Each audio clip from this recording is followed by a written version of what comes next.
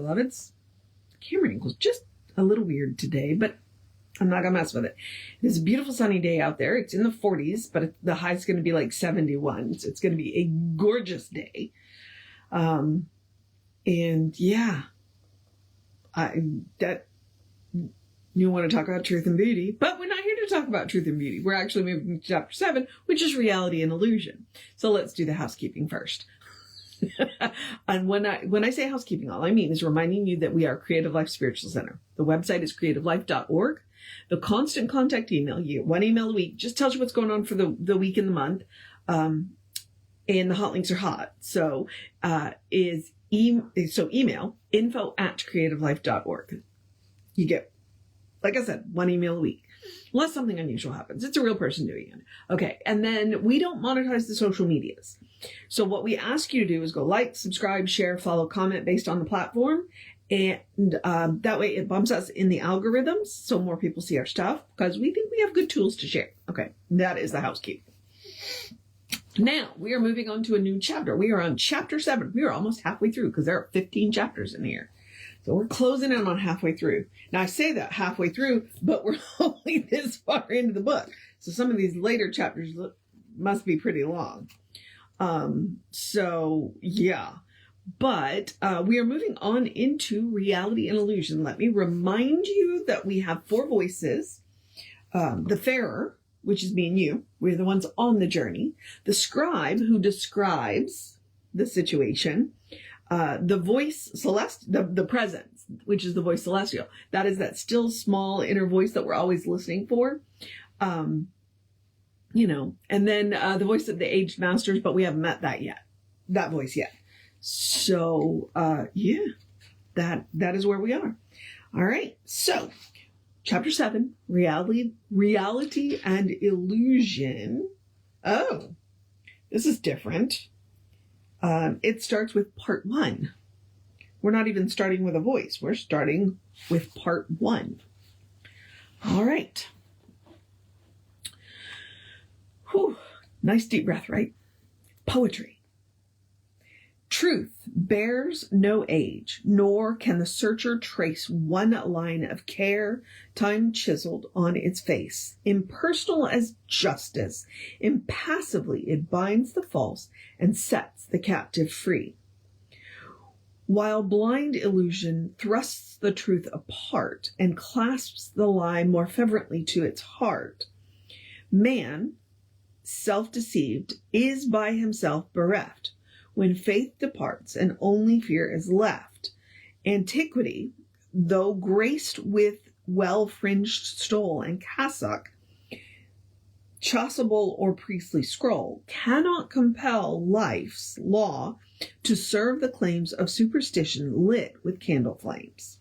For truth and law, though differing in act, proclaim infallible the eternal fact that life reflects in form immaculate the image cast by thought, and soon or later we reap the harvest and we pay the score for false conception or for wisdom's lore.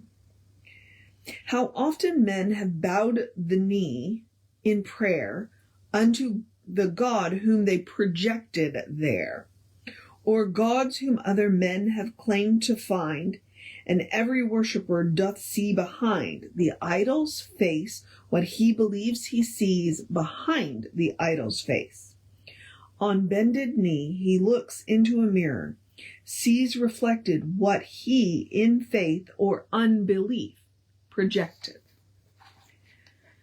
All unaware that in himself alone the truth is found, the sacred stone appears as real and icons on the altar reflected the incense, candle, and psalter. And we pick up with the presence. Illusion lies in failure to detect the source of truth, and so believes effect to be the cause. 'Tis here you find the fusion of superstition wed to pseudo-reason, Of all the errors which do damn the race, this is the worst, that man has sought to place causation on the outside, not within himself. The Farer. What you call error, some call sin. The Presence. I do not speak alone of ethic laws, but of the false conception. For the cause lies neither in an outraged deity nor in a field of force and energy, but in the self and what man thinks and feels, and what his thought about the thing reveals. You see a shadow where the day is fair, and say, I know a man is standing there. But that does not describe the man at all. If he be stout and short, or slim and tall, nor if he be a madman or a seer. Nor one we hate, nor one we hold most dear. We cannot know our world by sense, however keen, by what we hear or what our eyes have seen. The meaning hidden in the world of light cannot be known except by second sight. The world phenomenal is but the face or image of the soul of things we trace. The forms we see, the visible, and make our judgments by appearances. Mistake the semblance for the real, but learn that we must pierce the form to find reality.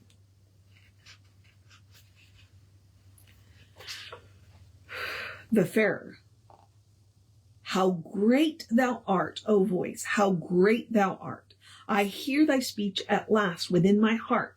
I have no doubt of thee, thy words contain the song of songs, yet I still have to gain such understanding as to pierce the veil of unreality, and without fail to rend the tissue of pretense that binds me to the human sense, and know the truth that will unwind the shroud of death from anguished mind.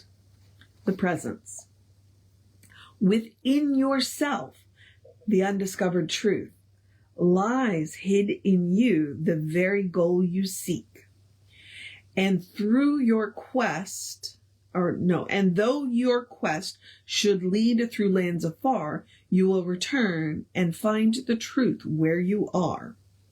Begin with this. There is within the self a quality of being absolute. You are with it identified. For if you are, and if the absolute is all, then you are one with all. In this lies the mystery of being. You may say, I am, thou art, God is.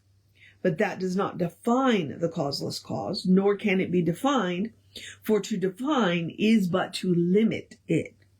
And to be limited is not to be the absolute. It is at once the known and the unknowable.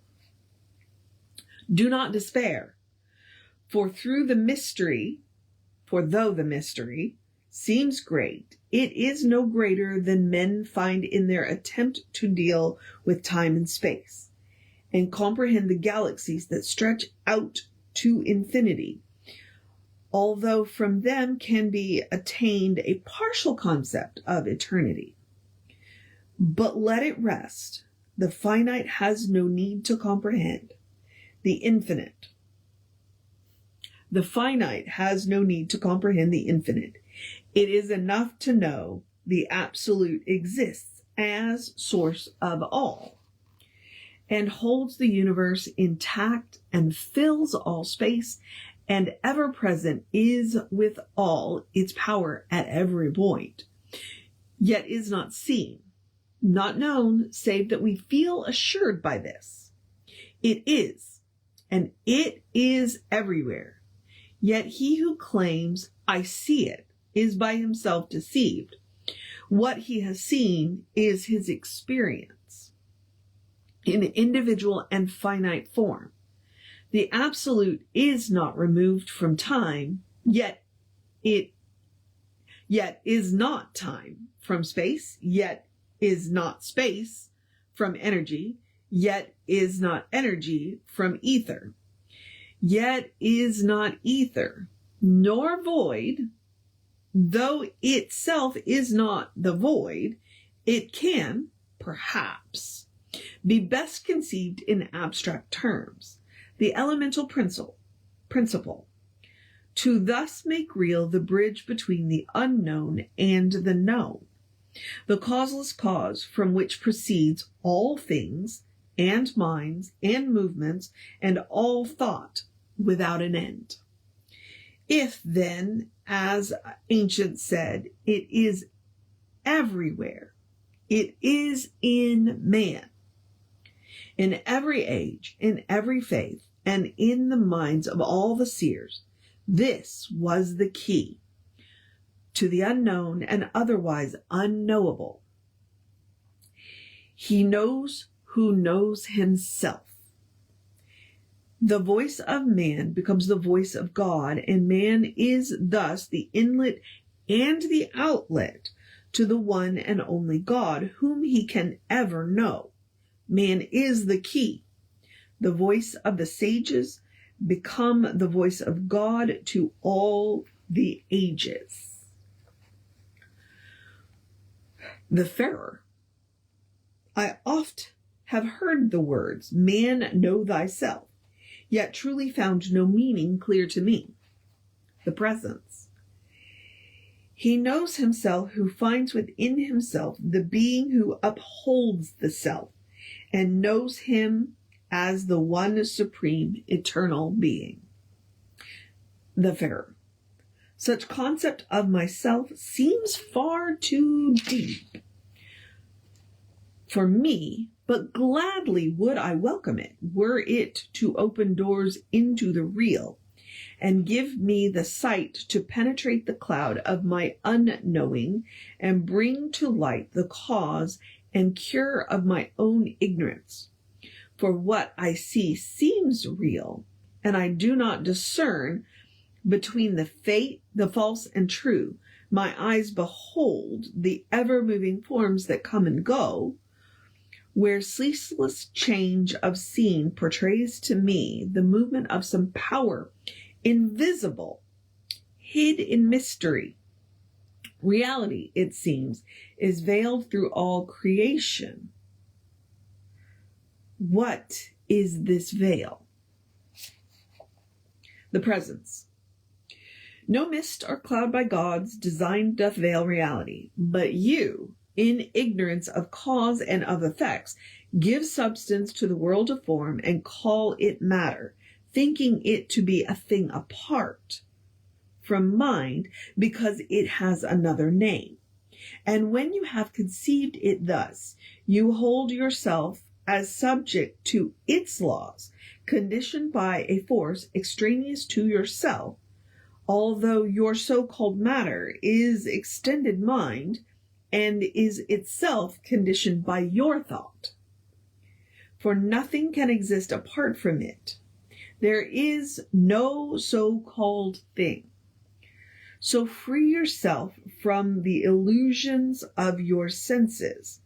Sanity requires adjustments of the mind between the thing as it appears and what it is. The thing, in fact, and in reality, the tree beside the road as you pass swiftly by appears to move, but in your mind you make adjustment to it, contradict the false, and so arrive at truth. The Wayfarer. This I perceive. Self-conscious life must ever look for cause and mode of motion in the finite world. But whence did the appearance come? From what? How is it that something is construed from nothing into itself? With the Presence. Nay, friend, all things exist, but they exist in mind and are from mind derived. From mind itself is all. A common error speaks of matter as some substance on which creative mind is said to move, or that the cosmic spirit moved upon nothing and from a not evolved objective substance, and from this substance created form. This is a sweet illusion fit for childlike minds, compelled to think of endings and beginnings, who measure out the universe in terms of time. But he alone can understand, who knows there is no first cause, but eternal cause alone, and that all manifested things exist within the absolute in prototype, yet invisible to unaccustomed eyes, but visible to wakened consciousness, for matter is but spirit visible. The scribe. The Pharaoh's eyes were brilliant with desire to argue or to contradict. He spoke. The Pharaoh. If forms be replicas or shadows of reality, they must possess some value for our daily living. Does that not make them real? The presence. Across the plane of relativity, the transient shadow moves. But what is that which moves the shadow? What is permanent? All that we know or will know in future know is this: creation is, it was, and shall exist forevermore. The universe does not possess a history, and what to finite mind appears as end or as beginnings are unknown to absolute creation. Beginnings are unknown to absolute. Creation is, life is, God is, and we are in eternity, nor less nor more. The Pharaoh. Are not the things I see and touch as real as what they seem to me? The presence. Phenomena are but the symbols of reality, for what we know is only known within ourselves, and what we know in mind is quite unlike the order and events we say we see. We realize, infer, become aware, but what it is of which we are aware, the sense does not tell, for it is nominal within the absolute. The scribe. Tears filled the Pharaoh's eyes. He wept because he could not understand. You know what, Pharaoh? I am you. The Pharaoh. This, then, is why the seers of old proclaimed the absolute to be unknowable, the presence. They spoke this only of the intellect.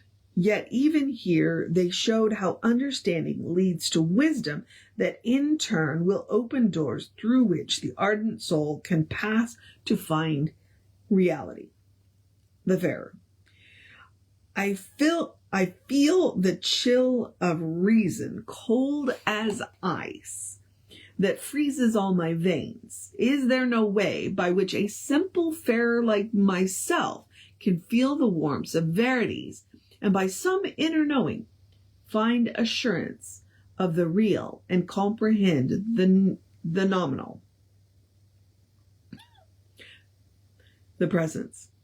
Truth does not rise from outer things, but in the deep recesses of the mind wherein phenomena and thought are reconciled and unified. This is the purpose and the goal of earthly life, the final growth of cosmic consciousness. You must evolve to this, though slow and painful be the path. Learn to interpret all phenomena into the terms of mind, but freed from all the misconceptions of the past. For such as these do color and deform the thought, and suckle error at the breast, so that it passes down from one age to the next. The Pharaoh. We are then heirs to error and illusion. The Presence. Men tend to imitate what they have seen and to conform to ancient ways of thought, interpretations true or false of those who lived before. The cloud or mist men see is in themselves, though they are but the heirs to ignorance as great or greater than their own. The Pharaoh. It is no easy thing to extricate oneself from habit thought, from the world mind. As to my sorrow I have found. By what strange quality or fantasy of thought must we pursue the endless circuits of the past, or weave new garments from ravelings of a worn-out past? The Presence. Your error, Farer, is found in the word must. There is no must in reasoned thought. No force compels, no God demands the blind acceptance of the past.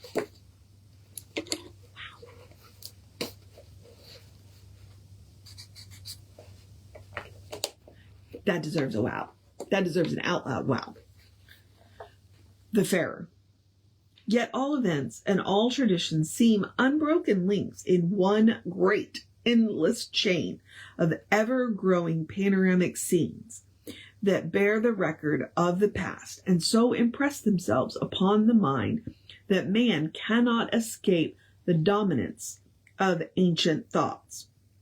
Are we not victims of our fathers' faults, and bound thereby as though they were our own? I do with vigor curse the past.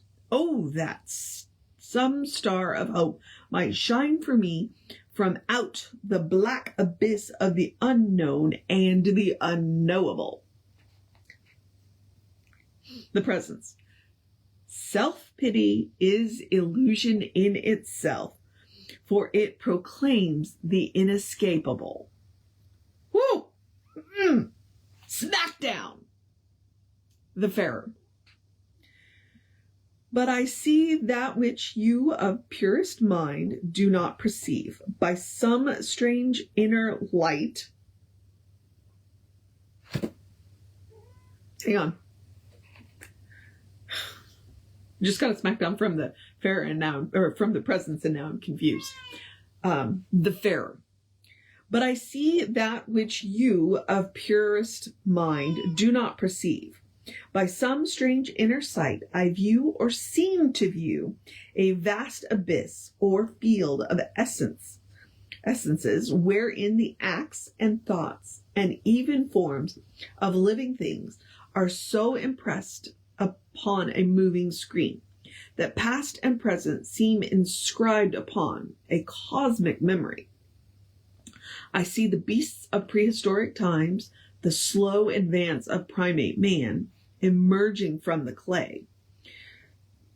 I see the races move across the land, led by the lords, who are in turn led on by other higher lords, who speak to them through clouds. Clouds! Clouds! Always the mist and clouds. The whole scene seems to turn, revolving like a platform on a stage, where the same play repeats, rehearsing endlessly, and where the dead, like Pilate, wash their hands of blood, or like the Christ, are slain and offered up again and yet again. Is this illusion or the real? The Presence. It is the memory of nature that you read, nor good nor bad, but you are not the victim of the past, nor subject to a spell. Illusion lies in this, that you accept the pattern of the past as auguries of things to come. Effect is thus accepted as a cause, which you project into the present and the future. It need not be. There is no fate, no God proclaiming that you must.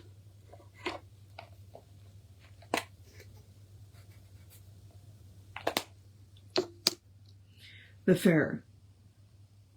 But I can dimly see the future on the cosmic screen. Am I not bound to live, to suffer and to die as fate decrees?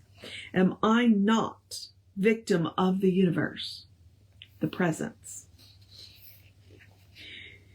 You have the power to choose from out the past, reject the evil, and with good stand fast.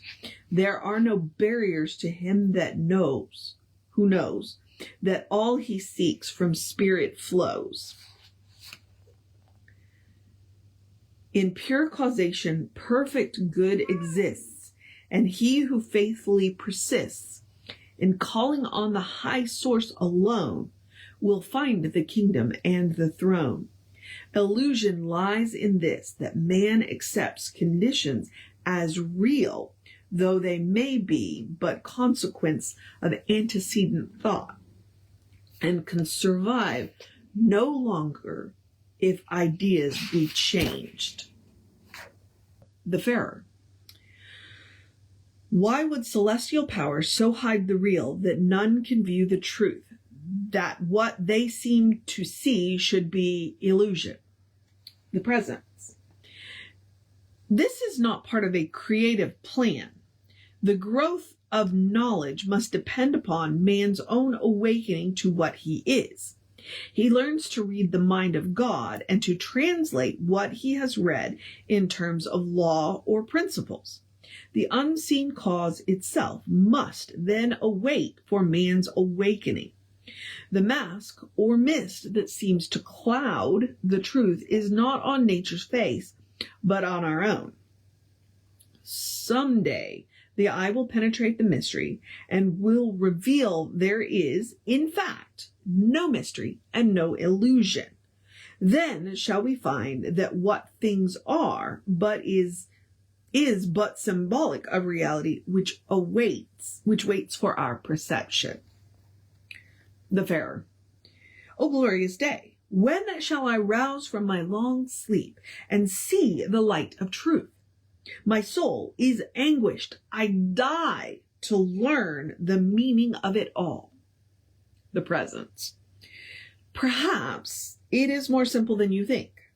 Restore your childhood's attitude of mind before the clouds of doubt closed in and hid from view the living things whose voices spoke to you. The roadside roses, the birds that seem to say, "Be of good cheer, and this is a happy day." Go back, I say, to those half-pagan days before reality was hid in haze. Learn once again to view the airy wings of conscious life, the very soul of things, as artists see the aura which they paint around the heads of master or of saint. So he who penetrates the outward screen shall view the unseen hid behind the scene. God speaks in thunder. His tender voice is heard by tiny nestlings of the hummingbird. He laughs with children playing on the beach. The sea is his, the spuming waves his speech.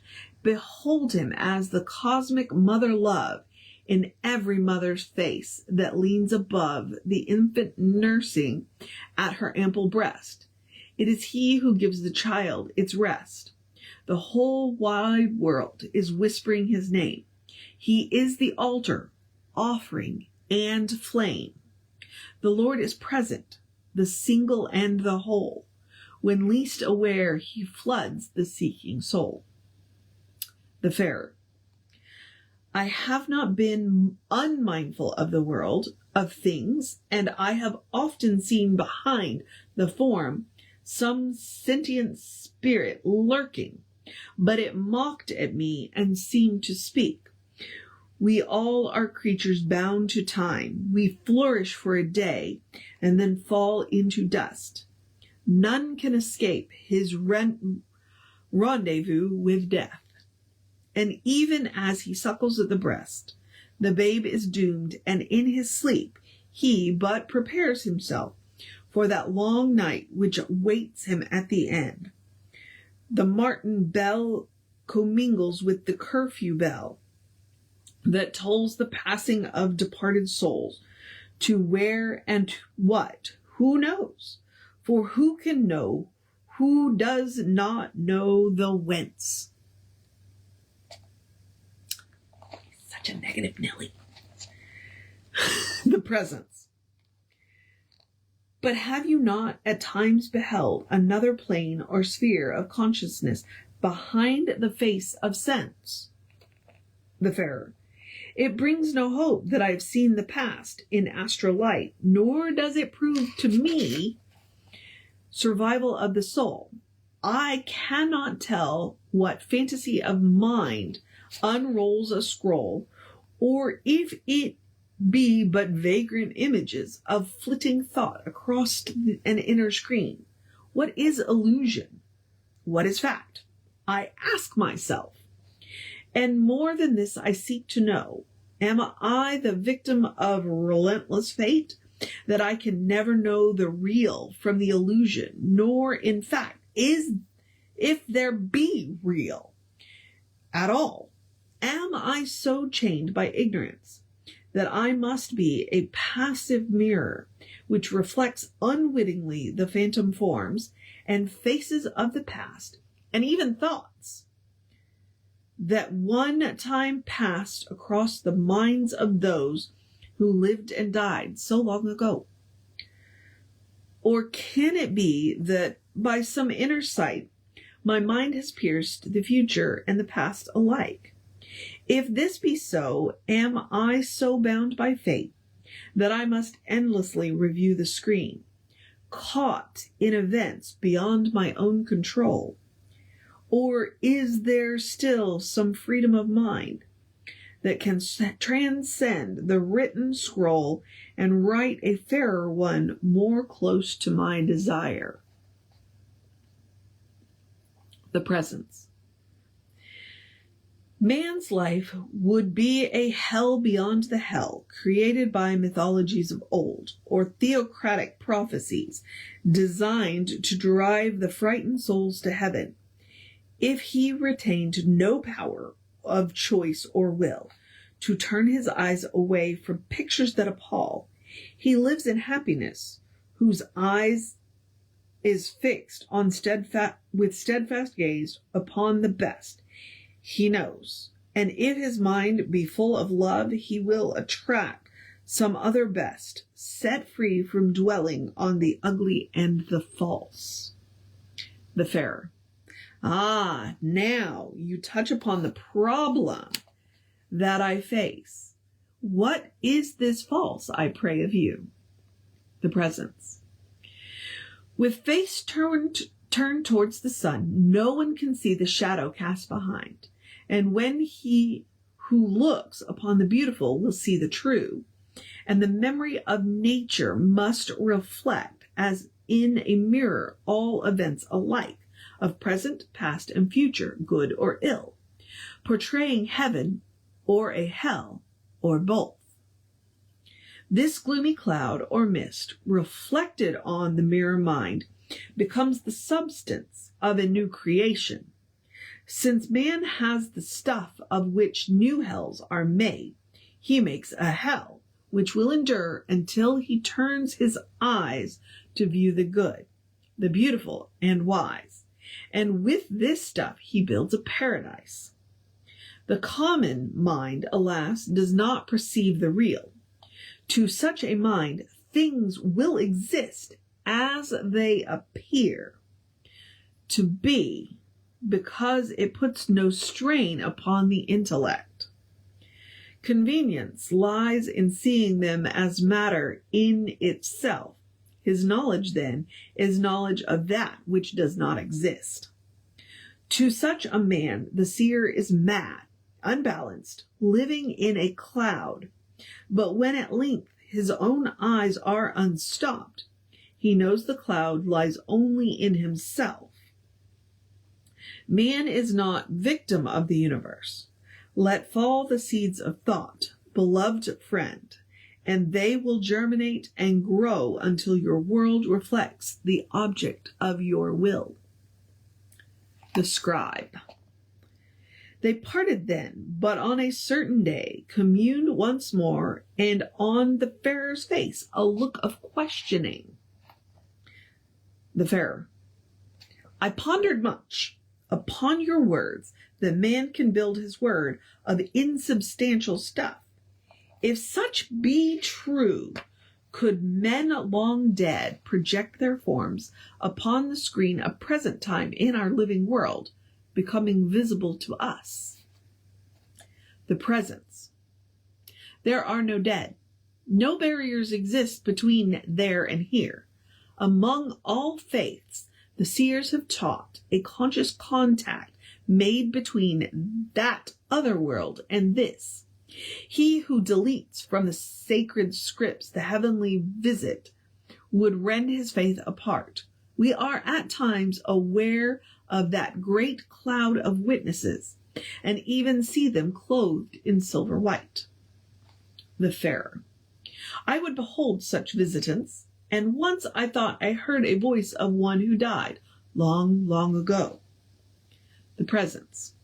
How long is long ago, and what is death but change of vehicles, which bear the self to realms of light beyond the present scene? Behold, the self, or me, is free of time and space, unbound by age, unfettered, unattached. The self may build a vehicle again and yet again, whose pattern lies in cosmic mind. The farer. But it is the self immortal, will it not in ageless time come to some final end? The presence. Immortality is but a name, a mode of counting up or measuring time, the time of birth and death of personality. Here illusion lies, for time is thus confused with the eternal. For in the eternal, nor time nor age exists, and we can enter in today. Here we escape illusion of division and of time, and the illusion of the we itself, and realize our oneness with the all, and know that we are that, and that alone. Thus endeth part 1 of chapter 7, Reality and Illusion. I can't ask for a better stopping place than that. So we're going to pick up with part 2 of Reality and Illusion tomorrow. There was a, you read this and you go, wait, what?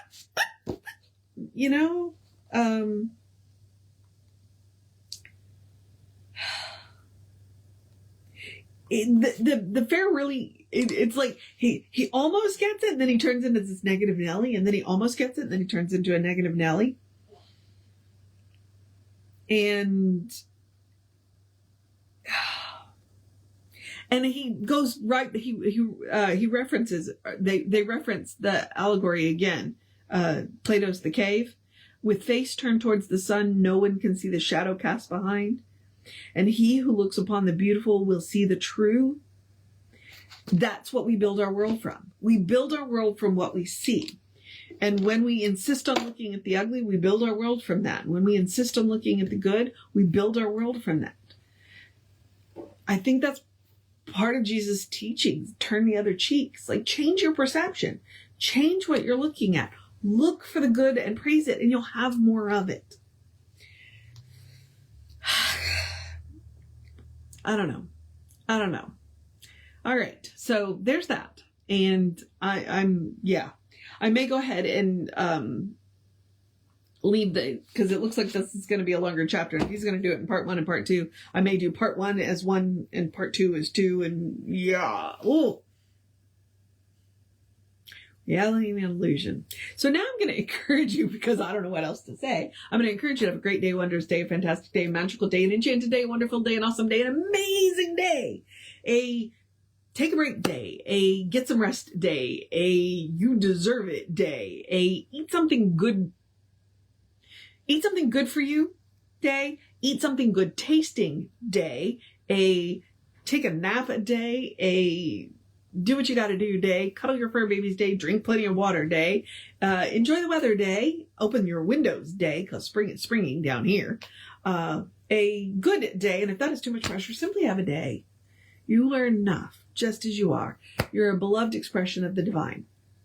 You are a brilliant light, a divine spark, spirit in motion, God in action, a beautiful masterpiece, and a work in progress at the same time, at your own pace. And as Reverend Jesse likes to call us, you are a godling. Explore the truth of your being. Get to know who the divine knows you to be, because the divine knows you to be good. And from there, anything is possible. All right, beloveds. Reverend David should be on around 5 p.m. with you. I'll be back with you probably tomorrow. I get to go to the gym, so around 8:45. Take care of yourself. Know that you are loved, and I will see you next time.